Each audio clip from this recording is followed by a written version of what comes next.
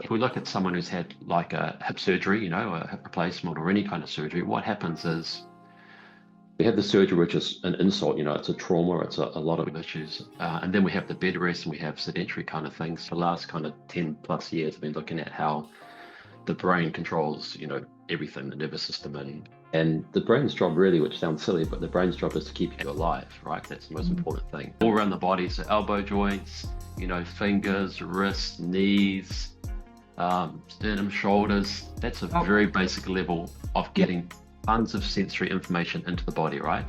So you literally just did that, 5 circles either way, ankles, knees, whatever you can move, just move it. But be mindful of it and try and get a nice smooth, like you see my hand here, see that my hand up and down, or I can go my wrist up and down. Can you see the difference there? That's a completely different motor pattern. One's my hand moving and one's my wrist moving. Well, hey everyone, welcome into Pushing the Limits. Fantastic to have you today. I've got an amazing gentleman for you who is just so knowledgeable. Rob Richards, welcome to the show. Fabulous to have you. Thanks so much. Now, Rob, can you just give us a little bit of an introduction, and then I'm going to tell my audience a little bit of the shit that I've been going through in the last 24 hours, and that will give Rob a bit of an opening to share some of his incredible knowledge with you. But Rob, give us a bit of background about yourself. Yeah, cheers, thank you. From New Zealand, been in the fitness industry around close to or just over 30 years. Lucky enough to start off in martial arts, which was cool. That kind of led me into the personal training side of things. Got exposure to some really, really good coaches, people like Paul Check and Charles Pollard and Ian King, and that led me on the path to kind of exploration on really high-end knowledge and kind of finding the best I could around the world and learning from those guys. Ended up going overseas for around 15 years in the Middle East, mainly the United Arab Emirates. Worked in a whole lot of different locations, some rehab clinics, some longevity clinics, some mainstream gyms. Was managing 52 gyms and 500 personal trainers, their education, that kind of stuff. And just recently, in the last kind of 12 months or so, moved to Australia with a lot of my family, is my sisters and my dad and that kind of stuff there. So just moved back on the Gold Coast now in Australia. Oh, wow. That was a 2-second whirlwind of 30 years of incredibleness, right?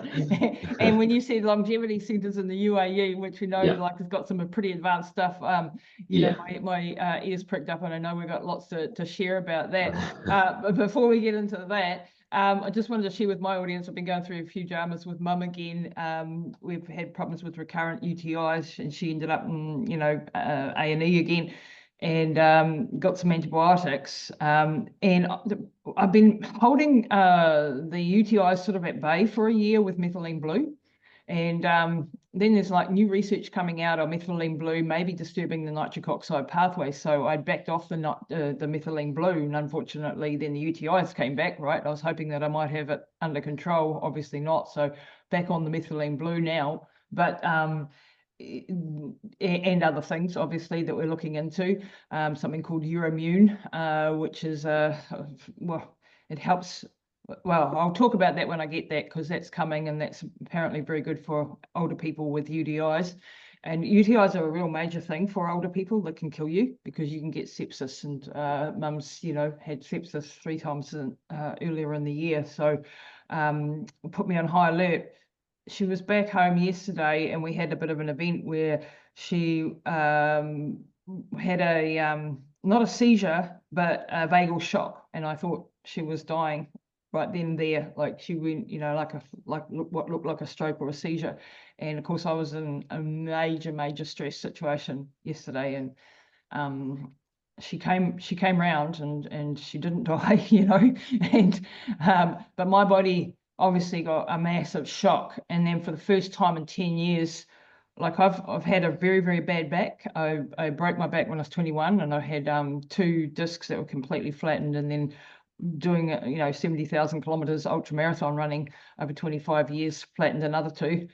And I was always told you have to have spinal fusion. And a decade ago they told me that if you don't, your career's over. And well, listen, and I was having spasms constantly.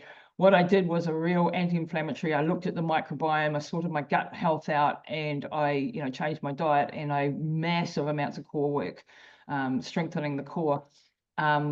learned a lot of yoga and Pilates and things like that, and I haven't had a problem for 10 years, like, you know, like no pain after being in pain since I was 12 years old, because I was a gymnast, and, you know, I had back pain since I was 12 years old. Then, you know, by doing all of this, I had no back pain. But yesterday, after the shock event of, you know, thinking that this is it, something's happened in my body, and I've had back pain. And you said to me, hey, yeah, this is what's going on. So could you share, perhaps? Because I thought, well, this is actually interesting for people to hear. Yeah. So I look at from years of training, I used to, you know, just train people and train their muscles, and then I understood the nervous system controls that. So then I trained the nervous system, then I understood the brain controls that, you know, and so for the last kind of 10 plus years, I've been looking at how the brain controls, you know, everything, the nervous system, and the brain's job really, which sounds silly, but the brain's job is to keep you alive, right? That's the most important thing. And it does that by constantly trying to predict potential dangers and stresses and issues. And imagine you're walking down the road and you see like a bit of a shadow on the road. Maybe it's a pothole, maybe it's just a shadow, maybe who knows what. But if your brain just lets you keep on walking till you walk into that shadow, maybe you go in there and you roll your ankle, you fall over, or maybe it's just a shadow, maybe we don't know what it is. But if we do it in real time, it's too late. You know, you've hit the ground, you've turned your ankle, whatever. So the brain's job is, let's predict what may be the problem. Let's try and find out before. And it's constantly getting data and information and input in. So we get input in, we correlate that, we make a decision, and there's output. And the brain does that all the time. It's constantly evaluating danger, constantly evaluating threat. And if it doesn't do that, it's leaving you vulnerable, right? And there's that old saying, you know, we've got people have a tendency to have a negative mindset, but we need that. If you're walking down the street and you hear a loud noise and you think that could be my friend, or it could be something dangerous, if your brain says, don't worry, it's your friend, and it is something dangerous, you're in trouble. So we tend to err on the side of being cautious to keep us alive. And that's, you know, and that's imperative number one for the brain. So you understand how that works. And then you, just before the call, you briefly told me about the back pain. And I've had a lot of experience with people with pain. And if you understand, first of all, pain is an output from the brain. So people think pain, you know, you hurt your back, there's pain in your back. But there's not. There's signals coming from your back called nociception signals. And that sends a signal to your brain, and your brain evaluates that signal and says, do I take notice of it or do I not take notice of it? And if it decides to take notice of it, it may create a nociception, like an action potential, and that becomes pain.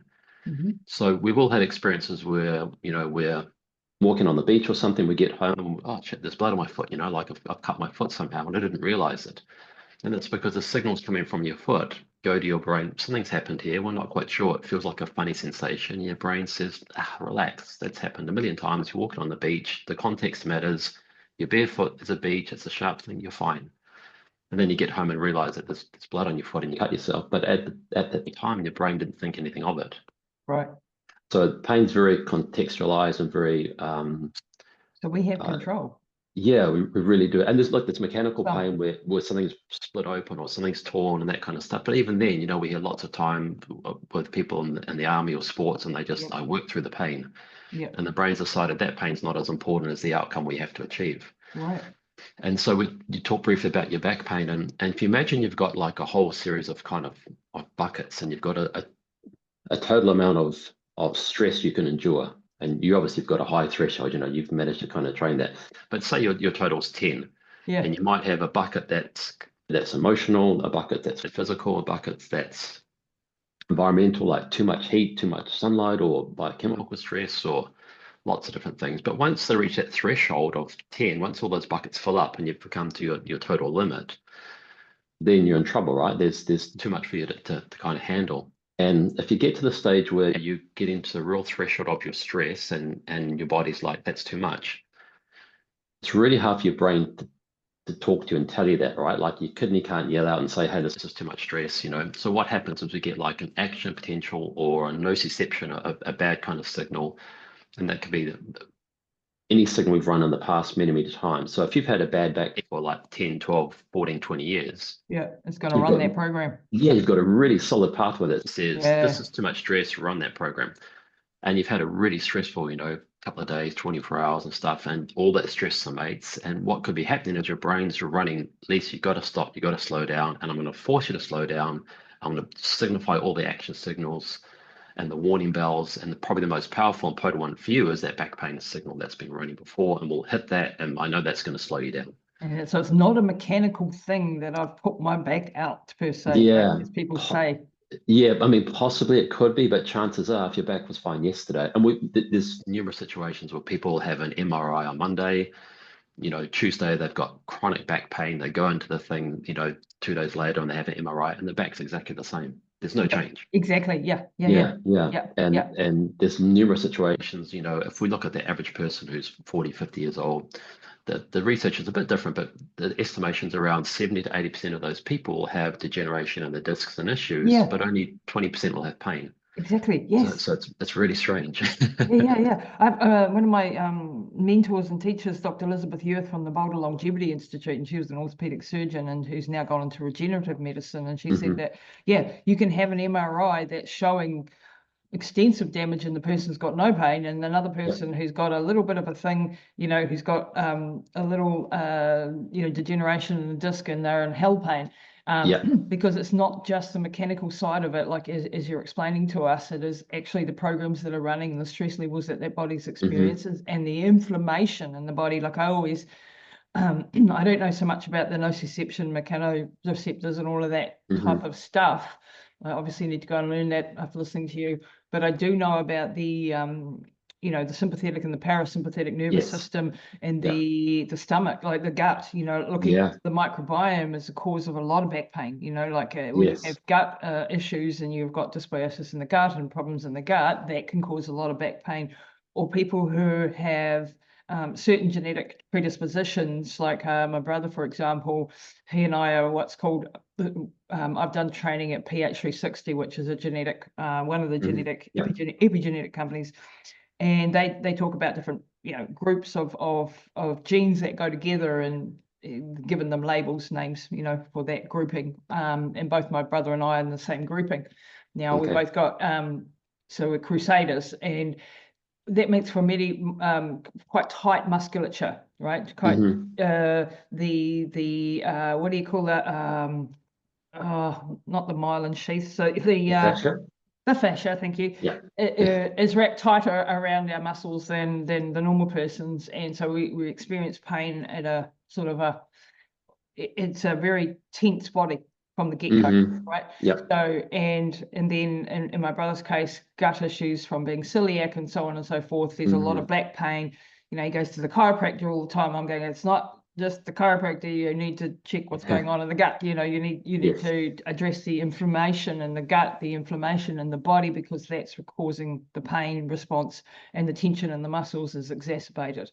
So there's a more holistic approach to looking at this, And I realized that yesterday, like I haven't had a back spasm for 10 years, like longer, 15 years, I don't know how many years. I used to get them 10 times a day.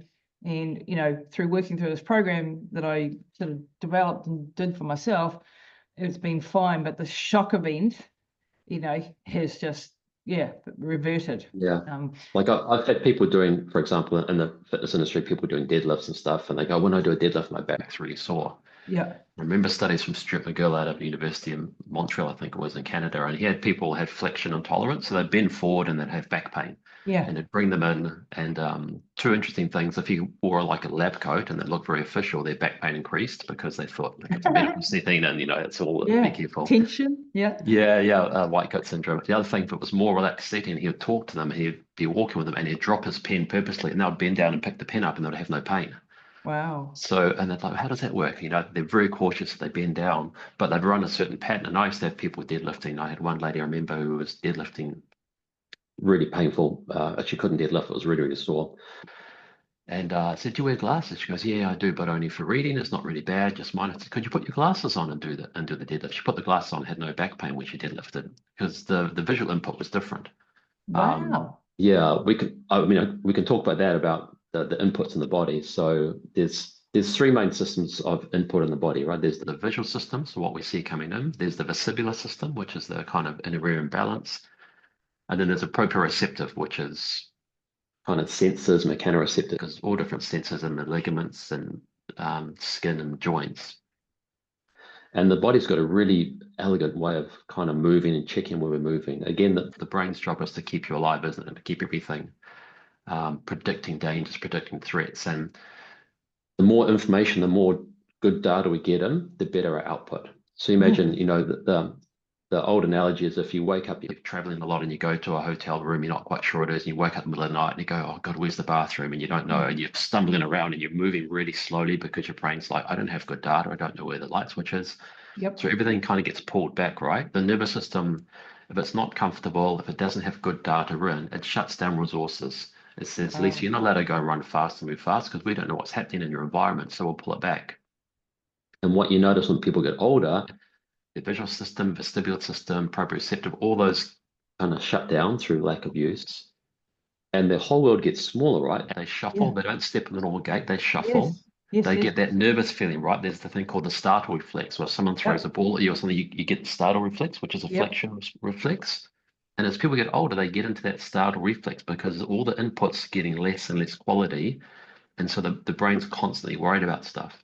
Wow. And so if you look at the three main inputs, the visual system, the vestibular, and proprioception, they all need to integrate properly. And if you've got a situation where your eyes are telling you one thing and your inner ear is telling you another thing, and your proprioceptive feedback's telling you a third thing, you've got a constant mismatch. And that can be really draining for people. And I've dealt with people that have got chronic fatigue and headaches and tired, and we've just done some quick look at their eyes and ears. We've done a thing called a modified Fukuda step test, which is basically they stand nice and tall, put their arms out in front of them, and they're going to close their eyes and step in on the spot for like 30 seconds to a minute.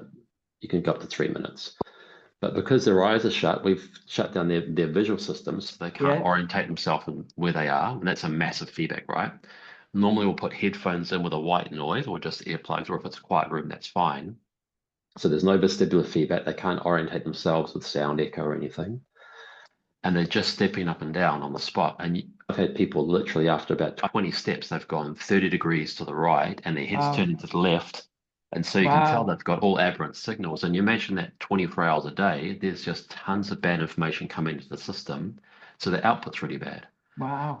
Yeah. And so that's called sensory mismatch. So you have different inputs giving different results. And it's really stressful on the body. So if we look at how the body works with mechanoreceptors, you know, if you close your eyes, you can touch your nose. That's really, really complicated. People take that for granted, but there's no camera on your finger telling you, you know, a little bit left, a little bit right, up or down or anything. So we have to call things called mechanoreceptors and movement receptors. They respond to movement and speed of movement and amplitude and stuff, and they send a signal straight away back to the brain to update where you are in time and space. And if you didn't have that, we wouldn't be able to orientate ourselves. Wow. And you see kids when they first learn to eat, you know, the spoon goes here and the spoon goes there, and then finally they figure out the spoon's there and they get a pathway set up, and over time they get a map of where they are in time and space. And if you've got a really clear map, if you've got really good data coming in, you'll get a really good output. And that's the kind of premise a lot of stuff I do is making sure that the visual system's working well, that at a base level, the vestibular system's working well at a base level. And I spend a lot of time on the movement receptors, mechanoreceptors, to make sure a lot of signalling is coming into the body to give really good data coming through. Wow. I mean, and having worked with Mum for 10 years and trying to work this type of stuff out myself, and obviously never got to the degree because I was working on a lot of other stuff, you know, as well at the same time. Yeah, lots of stuff to do, right? Lots of stuff to do. But that's the problem, right? The neural fatigue that comes in because her brain is working, you know, quadruple overtime trying to work out where she is in space. So for the first 2 years after the aneurysm, couldn't even sit. You know, if you let her go just sitting, she'd tip to the right. All over. She couldn't find the spoon to put food in her mouth. She couldn't. She didn't. She still leans to the right. You know, walking today, there's more weight on the right side than there is on the left side. So that means that the right leg can't come through properly. So she's doing these tiny little steps all the time, and it's like a magnetic step as well. Like it's the foot is magnetized to the ground. That's what it looks like. And she has to, the initial action potential that she has to take, the initial step is very it takes a lot for, I can see her brain going, and then it will break through and she'll take that first step and then she's away for about 20 steps, right? And then we have to stop because the neural fatigue is taken over because, again, like you say, all this neural input is coming in 100 different aspects, and she's working what you and I, and this is like not just someone with a severe brain injury like she's had, but also people who've had concussions of any sort. Yes. They're working overtime. So this is why they're fatigued, right? They go back to work and they think, well, the concussion was 3 weeks ago. I should be fine now. And I've had my 2 weeks in a dark room, which is the absolute wrong thing to do. They haven't, they haven't reprogrammed. They haven't they've stopped exercising because they're nauseous. So they're not getting any blood flow. All of these things are the actually wrong things to be doing. And then they go back and they've got the B team on the field basically. Yes. Like you've got the neurons that are damaged, and then I've interviewed other experts in this area. You've sort of got the B team on, and you really need to retrain the A team to come back on the bench. Yeah, and it's really hard. Yeah, but because, like I say, if you don't use it, you lose it, right? That's the old saying, but it's so true. And your brain loves fuel and activation. Like, it runs basically on glucose. We can talk about ketones and stuff. That's important. But I think a lot of times people get a little bit scared of having sugars and that kind of stuff. But in my experience, a little bit of glucose, the brain loves it, right? That's its prime kind of fuel source. So I don't mind that at all sometimes. If you can get it in, because a lot of them can't get it in when they've had a brain injury. Yeah, that's why ketones can be good, right? And that's why, Yep. And you need oxygenation, you need to get some blood flow, circulation, that kind of stuff. I know you've had good experience with the red light photobiomodulation. Totally. Blood flow. But to get that fuel and activation, so we get activation by doing something. And the problem with doing nothing is nothing gets activated, No, you don't heal. You don't. And case of like your mum, maybe we could talk on that because we briefly discussed her hip injury. Yes. So what happens, we're an injury site. So if we look, we have those mechanoreceptors, movement receptors, they send signals to the brain, and we have the nociception, which is that action signal potential. Maybe there's an issue, and that can turn into a pain output from the brain.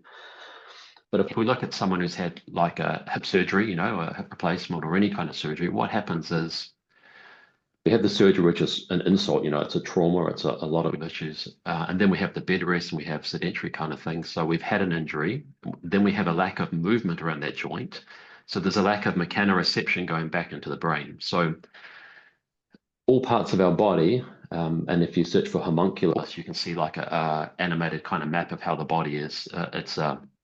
Body's kind of small, the hands are massive, the facial features are big, the feet are big, and that's representative of how the real estate in your brain is. Wow. In your brain, you've got a certain amount of real estate for your hands. It's way bigger because there's so much dexterity, so much input coming through. Wow. So we've got tons of reception through our hands, and there's a bigger map in our brain, a bigger part of real estate in our brain that has a really high definition map of the hands. Map of the elbow smaller and that kind of stuff. So the more we move stuff, the more we do mechanoreception and movement reception, the better that map becomes. And the less you move, the more kind of fuzzy and distorted that map becomes. Wow. And the way you keep that map fresh is by moving a lot and doing drills. And there's a whole lot of stuff we can talk about movement drills and activating those mechanoreceptors and relaying that map to get really high definition map. But in a situation like someone's had a hip replacement or a broken bone or an injury, when they don't move, there's less mechanoreception in. When there's less mechanoreception in, that map becomes fuzzy. And at the same time, when there's been an injury, there's nociception, that action potential. Yeah. Someone's had surgery, you've cut, through the dermis, the skin, through the fascia, you've cut tendons, all that kind of stuff. So now there's massive nociception signals that the brain will output as pain. Yep. And that's a valid thing. You need that because you don't want to be moving around when you've just torn something open, right? Your hip open again, no. Exactly. So the brain's doing 100% the right thing. Stop them moving, send a whole lot of pain signals that will stop them moving, make sure they don't move. And that's well and good. And that's the 100% right thing to do. But if it lasts too long, we have problems. And what I find with most cases, and I've done with thousands of women with C-sections, and that's a whole different ballgame. But the same kind of stuff, they have trauma, they have surgery, and no one rehabilitates the movement, and lo and behold, they get bad back. So, case like a hip replacement or any kind of surgery, once you're able to move and start moving, you need to start doing specific movements and joint articulations and movements around the joint, and ligaments and tissue to re-signify nociception, re-signify mechanoreception. Wow. So when you first start, the motor control is going to be really poor because you may have been in bed for 2 days, a week, 6 weeks, whatever is the case. And that map of movement potential in your brain is really limited. And if you don't reintegrate that, every time you walk, your brain says, I don't know what the hip's doing. So there's no way I'm going to give you normal movement because I only know about 30% of what I used to know. I'm not sure where the hip is in time and space. And so again, the brain's number one prerogative is to keep you alive. It's not going to let you go run and jump and do stuff when it doesn't know every millimeter and every corner of that hip joint. It doesn't know what's happening. It's not going to let you put full power, not going to let you do full range of motion because it can't control it. It doesn't know what's happening. So the ability to do some specific drills and movement patterns to reintegrate that mechanoreception back into the brain, back into that map, reintegrate that map with all the other sensory input, super, super important. And that's without even talking about the skin. Like I've had numerous situations where people just dealing with the scar. You imagine you've got a scar Yep. and you go to move that joint and that scar's pulling in all the tissue and that's a nociception. That's a signal to the brain that says, don't move that joint because it's pulling Right. the skin. And that, Yep. yeah, and people don't work on scars, right? I've had people No. that say, oh, you No. do any work on the scar? That was like 10 years ago. They go, no, Yep. I've had people with C-section again. I have a lot of those, and people with Yeah. back pain. I say, move your arm, and they go, oh, that's really bad. I go, cool. Do you have that scar yet? Can you just pull on that scar a little bit? Just pull upwards on that scar. Now move your arm. Pain's gone. Oh, And they go, oh, how wow. did that happen? I explain, okay, well, that scar's a threat to your nervous system, and it's not going to let you do full range of motion. And it's got a pathway that's, and explain that kind of Wow. that stuff. Yeah, it's fascinating, and you get amazing responses. People that had pain for a while, and you just do a tiny thing unrelated, something on the knee joint, and the shoulder feels better. And Yeah, sometimes it because can. we're like pulling, hey, like if we think of ourselves like a jersey, and if you've got say a darned bit in your jersey where you Yep. had a hole where you darned it, and it's pulled the jersey all out of Yes. whack, right? And the Yep. whole jersey's misshapen now because and you can imagine burns victims and what they must Oh go my through. goodness. Yeah, Yeah, yeah. yeah, And it to can get be their like padding. it could be like we said with your back, you could do some eye drills now, some visual drills, or if you've got any other issues, you could do some drills now and your back pain could dramatically reduce. You could do Right, some that's what I'm doing mechanoreception. after. But it depends where your weakness is, right? Wherever there's areas, like I'm guessing you probably rolled your ankle a few times and Yeah, bent your yeah. knees and stuff. You've done like millions of Ks. So you could have a really poor proprioception, really poor mechanoreception on the ankle, and that's just a gap in your movement, and that's a small stress. It might be 5% that your brain goes, I'm not quite sure about Lisa's ankle. But if you clear that up and give it good mapping, that's 5% less stress that's going into the system 24/7. Wow. And so you can bring it. We've done stuff with HIV, we measure people's stress and parasympathetics, and just doing some mobility drills and doing some real basic eye drills, and their stress Yeah. drops down and they Wow. feel calm. And when for athletes, it's incredible. I was training with an athlete yesterday. We did some before and afters with him, and I said, "How do you feel?" He goes, "Took about 10 minutes," and he goes, "Mate, I feel like my body's moving together, and I feel really alert, and his gait sped up, his speed was good, his balance was really good, and that's because the nervous system had so much good input, it took all the brakes off him." I said, Wow. "We're not worried about anything. It's good. Go for it. You're a racehorse. Run, go crazy," because all the sensory Wow. stuff was really clean and really good. So we did all his joints, everything. I distributed everything, did a little bit of my mobility stuff as well. And at the end, he just goes, "Oh man, I feel like I'm 10 years younger. I feel 10 kilos lighter," and everything Yeah. was a lot smoother. So it's really powerful stuff. And it's not super tricky to do either. Like it's So once you huge. learn it, it's pretty. I'm just thinking we're not getting off this call. What do I got to do? I mean, I like last night I was doing yoga, Yeah. a hot water bottle, red light Mm. therapy, Yeah. All good PEMF stuff. because I've got a PMF mat. Oh, nice. Yeah, yeah. Haven't got in the hyperbaric chamber yet because mum's can't be left alone for more than 2 seconds.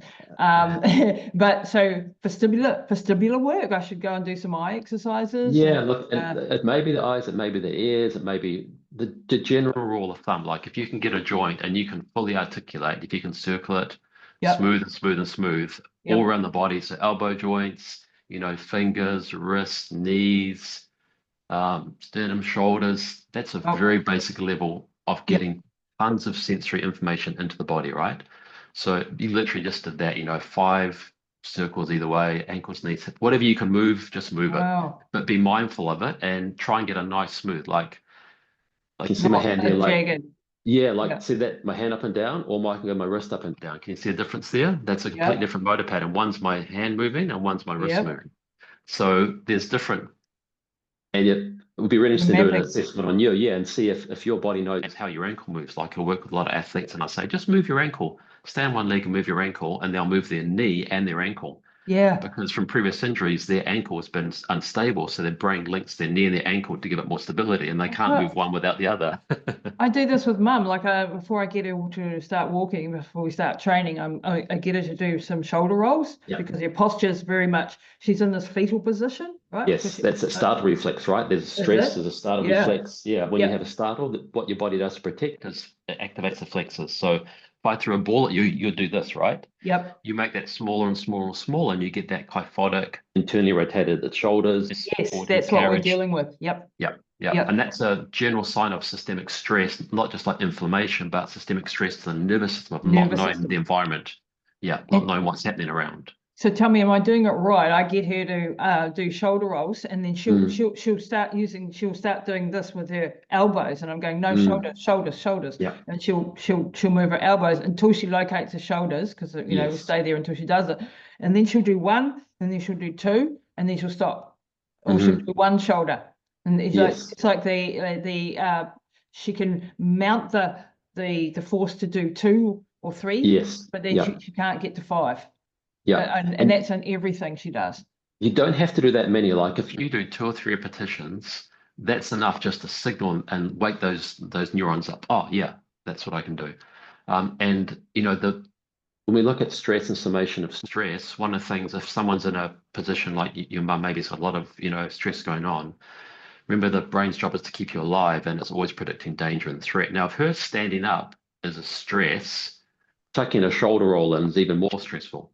Right. So what we tend to do with people is we sit them down or lay them down Mm-hmm. because that's the most stable, most kind of less stressful position for a lot of people, right? And if they've Yep. got vertigo issues, obviously not. But if she can lay down or sit down or be in a position where she's very much supported, her brain doesn't have to figure out Yeah. balance, stability, Yep. orientation. That's all taken Yep. care of. Then you Yep. can do some real basic stuff. You can do some circles here, circles there, real basic articulations. And it seems like, oh, I'm just moving my body. But yeah, you're moving your body. That's the whole point. That's the whole And point. it's, Getting yeah, that and that, feedback rather than yes. like now she's sitting there, waiting for me to come over. Mm, And so she's just sitting there and she's like just a head. Like yes. she will not move any part of her body. Like I jiggle around all the time. Like no matter, Yeah, the I'm like same. jiggle, jiggle, jiggle, jiggle all day. I'm moving and moving, moving. She's like a Yeah. head. Like Yes. everything is just out of the eyes. So she doesn't Mm, naturally move her feet or her ankles or her bum or shift around in the seat yeah. or any of that. It's too much effort, and it's and she doesn't think to do it. And Mm, there's no, and this is why and people think I'm nuts. Well, I don't let her sit for more than an hour. So it means I can't work for more than an hour, right? mm. Because I have to shift her every hour of every day in Yes, order for to sure. keep that input, because the inputs, and I mean, I don't know all the science behind it, but I know that her brain disconnects from her body Yep. after an hour of sitting.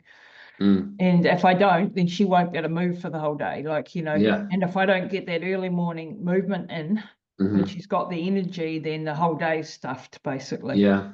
And she can also do stuff like, so we think of movement, but there's tons of reception going into the brain, like we can differentiate vibration, there's pressure, there's heat, stuff like, especially around injuries, like just doing vibration, you can get a tuning fork, or nowadays you can get all the vibration guns, and that Yes. sensory information vibration, even that is Yep. causing a ton of input into the brain. So even if Yep. she's doing nothing, she could put a heat pack on, Yep. circulation, blood flow, that's good, but that's sensory information of heat going, and that's different nervous system, different neurons going, oh, there's heat, telling the brain Yep. there's heat. Smell, people never do smell, but smell is really important. We lose Oh, that. So you can wow. just have different smells, peppermint, coffee, different things, and just put that, you just 5 different smells, every day. And that's more information into the brain. The So you're vestibular stuff. you're a data processing center, the brain, basically. Like you 100%. Yeah. if you don't train the data, so if we talk of it in AI terms, we have these Hmm. big data centers, and they're feeding the AI models on massive amounts of data, so that Yeah. the AI then becomes, super, intelligent, not Mm. human intelligence, but intelligent, to give us all this output. And same with the human brain, but it happens Yeah. really, really fast. Like Yes. this is the thing that I've noticed here, because as soon as, like, and this is why, like a lot of, I've just done a video on osteoporosis and did a deep Okay. dive into osteoporosis and all the natural things that we can do to fight Nice. osteoporosis, right? But one of the major killers of our older people, especially older women over the age of 65, is broken hips. Like most of them Yeah. do not survive a year.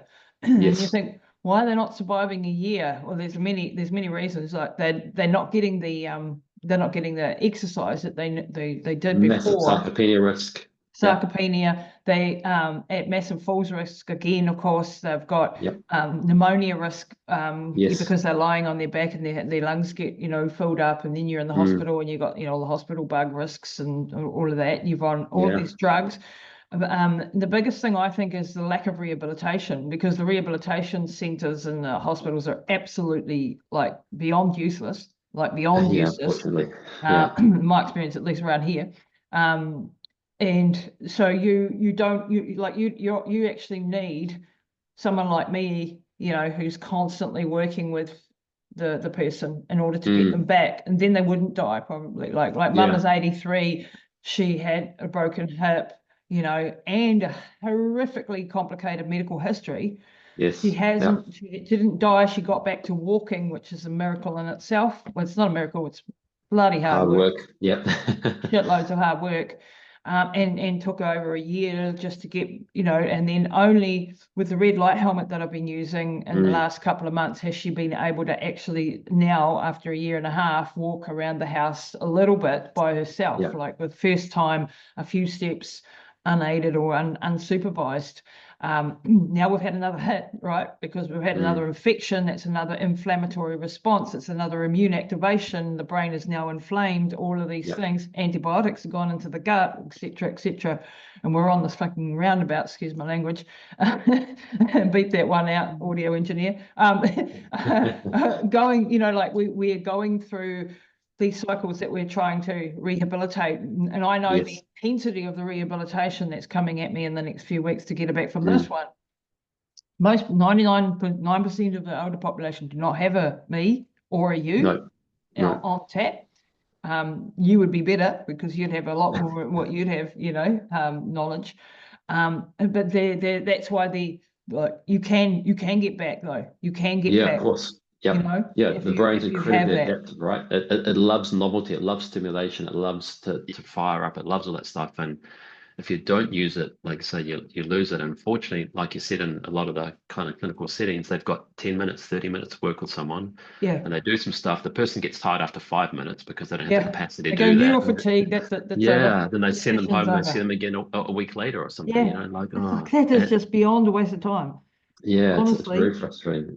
And with such simple stuff, you can do like literally just internally externally rotate the femur, just move that joint and then move the hip joint, and then, just do some basic eye drills, just do some vestibular stuff, just real basic stuff. And all the input, like you said before, the AI example analogy, if you've got 100,000 megabytes of data coming in, you'll get an output. If you've got 1 million megabytes of data, you're going to have a much better, so quality information in. And if you're getting junk signals from that hip and you've got poor stability because you've got atrophy and your orientation, your vestibular system's been whacked because you've been lying on your back for bloody 10 days, 2 weeks, however long it is, then go figure when you stand up and you try and move, that body's just going to shut it down. It's going to go, I don't know what's happening. Like, we're not letting you walk anywhere because I don't even know which way's up at the moment. Exactly. Yeah, you've lost your orientation. Yeah, you really have. And little things like that's what they told me in the hospital after the aneurysm. She's got neural fatigue. She's got no focus. She's got no concentration. You can't break through the neural fatigue. Rubbish. Change the input. You change the input. So I worked that out. Like every 5 minutes I would have to change the input that I was doing. Yes. If she was at the beginning, like where she had absolutely no focus and absolutely not even a couple of seconds, then I would be doing the mechanical moving of her body for her, right? Because then at least I'm putting input into her brain. Yes. Body is going, oh, my leg's moving, I'm paralyzed on the right hand. I've got a little bit of feeling coming back of my right arm. So for the first year, it was me moving her body. And then, as she got better and better, she was able to do the things. And very limited, just getting her, and now still, it's still limited, in her ability to focus for long enough. But like with the red light helmet, I've just seen some amazing things. And I've been doing something called cerebrolysin, which is a peptide for brain, Yep. probably a combination of the two, able to focus for an hour on artwork. Like that alone, like the focus, like come back in half an hour and she's like deeply engrossed in her art. That's amazing. Like that's amazing for me because like she couldn't get deeply engrossed in anything because she doesn't have the focus to do that, and so that says to me that the brain is, healing. Of course, we've just had this other setback, so I'd have to go harder and and the frequency is king, right? Like you don't just spend an hour on it. Like what you did instinctively was really correct. Little bursts of, couple of a minutes, little bit of information. Yeah. And even if they can't have that, it's 10 seconds, then some other input, and it's this and that, and there's sensory. The thing in neurology, I always say sensory before motor. Stimulate that area, get feedback into the sensory areas of the brain, and then you're going to have better motor skills afterwards. That's quote of the day, that is. Sensory before motor. Sensory before motor. Okay, yeah, so department, like if she's doing something with her shoulder, wrist, elbow, hip, whatever, you could give some feedback, some sensory stuff, some movement, some hot and cold, maybe some pressure, some vibration stimulation, and then you're probably going to have a better potential output because you've got a lot of sensory information in, and then your body's like, I know more about this thing. Your sensory and motor cortex are very closely linked, so that's going to be helpful in itself. So a lot of times we don't try and activate and invigorate the nervous system first in the brain and get it awake, like vibration platforms. I've had some really good response with vibration platforms, and we used to use one in Dubai, which had a pulse electromagnetic frequency plate as well, which is pretty cool. But even that vibration stuff, whole body, would have people just with that spark up, the brain where there's thousands of inputs coming in. And for athletes, it's a really quick way to give a really good warm up. And that was, again, sensory first, tons of information in, then everything's kind of excited and activated, and you've got more potential to get good movement outcome from there. Yeah. I've definitely, I use the vibration plate, even if it's just sitting, like even if she's sitting on the seat with it on her feet, if she's too, tired, and if I'm there, like at least getting her to sit on or stand on it for a couple of minutes is all she can manage. Like before she's like completely sort of overwhelmed by it. But I think it's a very, and then PMF, and I wanted to do a session with you on hydrogen inhalation, but I think we'll probably leave that for another day because I think that's its own bloody episode. That's fascinating, that stuff. We had some crazy responses with that. Yeah. So incredible. If you wouldn't mind, Rob, we'll have a part 2 this week. Yeah, of course. Yeah, no problem. Love to. Yeah, and today's session has just been absolutely fascinating. And thank you for the input for me, because it's just, like as soon as I get off this, I'm going to go and do a lot with that with Mum. And it just reinvigorates you to go and double down on the stuff that you used to do, and then you get lazy at it, and it's getting back in there. And with my own back, I'm going to go and try some. And I probably need to go and lie down and have a good cry. This probably would be a good thing. Get rid of the stress out of the brain. Yeah, absolutely. Yeah. Have you heard of the work from the US military? I forget the guy's name, and I forget what it's called. But essentially, they studied. He was a doctor, and he's dealing with a lot of the guys with PTSD. And he was looking at, I think he was in a farm or something, looking at animals, and he saw 2 animals fight, like 2 horses or something fight, and there was a bit of a tussle. And then they kind of separated, and then they just, the horses kind of shook it off, whatever it was. And then then he went, they were fine. There was no stress. And it kind of got him thinking in the background. And over some time, he looked into that, and he developed a system where they do like wall sits and planks and stuff, and get to the stage where you're shaking, and it's a spontaneous, uncontrollable shake. And he found that released a lot of trauma, a lot of stress, and he was doing it with PTSD guys in the States, the military. Yeah, and it's that shake. And when I read it, I was like, wow, like I've seen that. You see animals have a fight, and they don't carry it for the next 20 years. Or even shaking it off, Like, yeah. And it's a real Mum. Shake your hands that real out, spontaneous shake kind of stuff. And he had really, I try and dig out what it is, and I'll send it to you. But really interesting stuff. And they use it in the military. They did did some studies on it, and they found it good. So go to exhaustion on a plank or something. Yeah. And when you get that, that spontaneous shake that you can't control, that's what he said. And they did studies and they found it really good, and they tried it in the military. So that might be interesting for you. Transverse abdominis, like breathing stuff mechanically, the transverse muscle. Can I Well, yeah, talk but about that? no. We've got time or? Yeah, go for it. Cool. So you've got your basically abdominals, you've got your six pack at the front, you've got your Yeah. external oblique, your internal oblique, and you've got a deep muscle called the transverse abdominis. And that's like a hoop, like a belt, and it's like your nature's kind of weight belt. And it's activated by forcing air out, kind of breathing out. And when it breathes out, Yeah. it contracts and it attaches to the thoracolumbar fascia. So Wow. the lumbar fascia, thorax lumbar fascia at the back. And when it contracts, it kind of tightens and it gives some stability and stiffness to the back. And so sometimes if you're getting bad information in and bad signaling, or you've got your brain is just so tired and fatigued, it can't control movement so well at that joint. So you could be getting some mechanical stuff there. You could be literally flaring it up because your brain's like, I used to be able to do millisecond calculations around the joint, but man, I'm just so knackered now, I just can't. So run a pain signal and stop him moving. And there was really good research actually out of Australia, I think the kind of mid 80s to early 90s. And they'd get people with back pain to lift their arm up and they'd have Mhm. back pain and they put electrodes through the abdominal wall, through the multifidus and transverse. And the people that could lift their arm up with no back pain, what they found is their transverse muscle switched on Wow. milliseconds before anything else. And the people that had back pain, their transverse muscle didn't switch on, Uh-huh. and so they didn't have that mechanical stiffness. Yeah, yeah. And so just breathing in, force exhalation until you can't get any more breath. And then exhale, exhale, exhale, So there's exhale. nothing left. Mm-hmm. That nothing left, that transverse is going to really compress and activate to Yeah, I can force the feel air it. out. Yeah, good, right? And you might even feel a little bit of tension around the lower back. And Yeah. that's that stiffness and tightness. So doing that, what that would do is that will give tons of sensory information to there. That will create some mechanical stiffness. That'll downregulate potential instability. And you may find just doing that just gets the brain a bit more relaxed around the area. Then you can do some real gentle movement around the area that's pain-free, up and around the area. Like I say, just anything that feels a bit tight and restricted, any old injuries you've had around the ankle or anything that's possibly sending bad information in, just rotate, mobilize, and mindful, try and get really smooth movement with those. And that's really good. I've had people with, really bad back pain, teach them the Like transverse that. abdominals. Yeah, that's really Yeah. helpful. So Teach them that mobility drills. I think that, I mean, that just what comes to mind too is that people who are overweight and have the distended bellies, Yep, that yep, must be impacting that transverse abdominis, hugely. right? Yeah, I was Yep, just yep. thinking The that. anterior pelvic tilt as well of the pelvis, it puts some Yeah, pressure and force in the lower back. right. No one really trains the transverse. Like I said, I've mentioned a few times, women with C-sections, that it's just terrible. The transverse can't stabilize. So Wow. if your abdominals can't stabilize properly, what happens is your lower back says, I'll do it.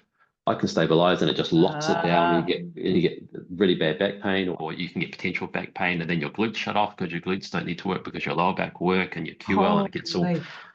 yeah, it gets pretty crazy. But just that basics, good signaling in, good stability, because remember the brain loves good data and it loves to be safe. So if you've got a stable joint, it's a lot safer for the body than a joint that doesn't know what's happening and it can't keep control of. Wow.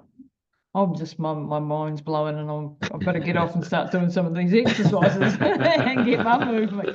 Hey, Rob, this is not going to be the last conversation we have. I can tell you that Yeah, much. no worries, man. No problem at Uh, all. yeah, I can't wait to hear about the hydrogen inhalation. So Yeah, stay tuned for that one, guys. Rob, yeah, where that's can really cool people stuff. people find you if they want to reach out to you, work with you? Can you work virtually or anything, or what do you? Yeah, yeah. Do online stuff is pretty easy. As long as you've got a camera, I can see the whole body, and we can do some stuff. It's fairly easy. I've just kind of got into the whole Instagram thing. I'm at train.adapt. Train I'll dot send you the adapt. link. Okay, Yeah, yep, and that's got just that. the reason I use that is adapt. The whole body's adapting, right? That's my kind of philosophy. You have a stimulus, the body Yep, adapts, and then you have an output. adapt or die. So yeah, yeah, exactly. Yeah, yeah, yeah. So That's yeah, my. people can just reach out I've on that been way, I guess. I've been talking about that with my husband this week about careers and things, and it's like adapt or die. Yeah, yeah, yeah. Have And to if be you don't adapt, flexible. yeah, you have to, right? Yeah, and that's the premise of training, right? Of any kind of input, you get an input in, you decide on what that input is, and you have an output, and there's an adaptation. And that's a basic premise of all training. If you don't have a stimulus to adapt to, you're not going to go anywhere. You're going to stay exactly as you are. You've got to have Wow. a stimulus, you've got to adapt, and then you either adapt negatively and you get a down regulation, or you adapt positively. And the idea for me is to cause a stimulus to cause a positive adaptation for the outcome you want. Man, you are so knowledgeable. This is gold. Rob, thank you so much for your My insights pleasure. today. And please, people, go and follow him on Instagram. And any other links I'll put down in the show notes, Yeah, Rob, so you sure. can send them over so people can find you and work with you, because you're obviously the man. So people need to reach out and who've got any of these problems and work with you. And I mean, I've Yeah, just sure. so much today. I'm going to go and implement right now. So thanks for your time today, My Rob. pleasure. And we'll probably talk again next week. Yeah, sounds good. Thank you so much. Really appreciate it.